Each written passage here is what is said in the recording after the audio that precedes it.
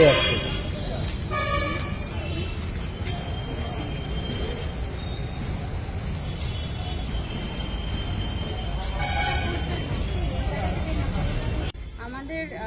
আমরা আলু বিক্রি করছি 28 টাকা কেজি, পেঁয়াজ বিক্রি করছি 38 টাকা কেজি, এবং একদম ভালো, যেটা ভালো মানে ফ্রেশ একদম পেঁয়াজ এবং আলু সবই খুবই ভালো। আর লঙ্কা বিক্রি করছি 120 টাকা, পটল 20 টাকা কেজি, আপাতত রসুন আছে 200 টাকা কেজি।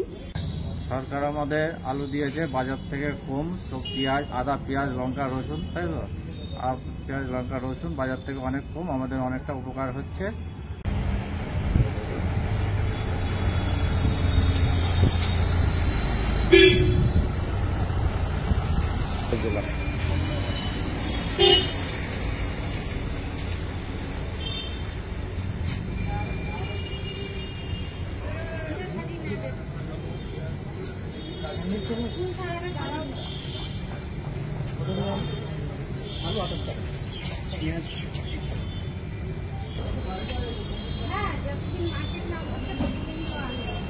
এখান থেকে